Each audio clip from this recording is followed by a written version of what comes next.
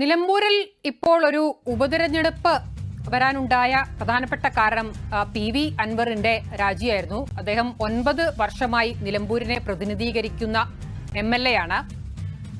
വളരെ ശക്തമായൊരു മത്സരം കാഴ്ചവെക്കാനായിട്ട് PV അൻവറും ഈ തിരഞ്ഞെടുപ്പിലുണ്ട്. വലിയ തോതിലുള്ള വിജയപ്രതീക്ഷയൊക്കെ അൻവർ മുന്നോട്ട് വെക്കുന്നുണ്ട്. പക്ഷേ മണ്ഡലത്തിൽ ഉയരുന്ന രാഷ്ട്രീയ വിവാദങ്ങളിലൊന്നും തന്നെ പ്രതികരിക്കാൻ അൻവർ തയ്യാറാകുന്നില്ല.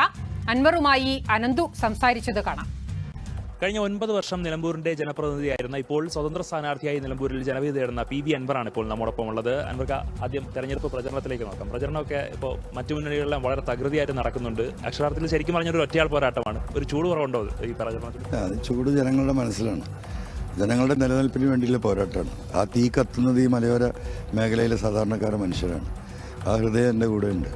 നമ്മൾ ഈ പൊട്ടിപ്പുറപ്പെട്ട പ്രചരണത്തിലേക്കൊന്നും പോകുന്നില്ല. അതിന് സാധ്യമല്ല. ഇപ്പോൾ ആ നിലക്ക് നല്ല രീതിയിൽ കാര്യങ്ങൾ നീങ്ങുന്നുണ്ട്.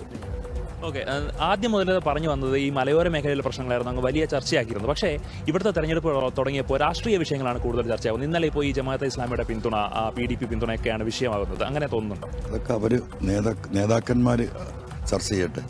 ജനങ്ങളുടെ ചർച്ച എന്താണ്? ഞാൻ ജനങ്ങളെയാണ് റെപ്രസെൻ്റ് ചെയ്യുന്നത്. ഞാൻ ഒരു പാർട്ടിയേ അല്ല. ആ ജനമെന്ന് പറയുന്നത് ഈ പാർട്ടിയിൽപ്പെട്ട എല്ലാ മനുഷ്യരുണ്ട്. സ്വാഭാവികമായിട്ടും ജനങ്ങളുടെ എക്സിസ്റ്റൻസിനാണ് ഇവിടെ ചോദ്യം ചെയ്യപ്പെടുന്നത്. ആ എക്സിസ്റ്റൻസിൻ്റെ നിലനിൽപ്പിന് വേണ്ടിയുള്ള പോരാട്ടമാണ്.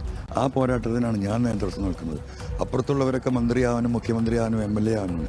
ഞാൻ ഈ ജനങ്ങളുടെ നിലനിൽപ്പിന് വേണ്ടിയുള്ള പോരാട്ടമാണ്. സ്വാഭാവികമായിട്ടും ആ ജനം എൻ്റെ കൂടെ ഉണ്ട്. എന്താ വിശ്വാസമുണ്ട്? വലിയ വോട്ടിന് 75,000-ൽ കുറയാത്ത വോട്ടിന് ഞാൻ ജയിക്കും.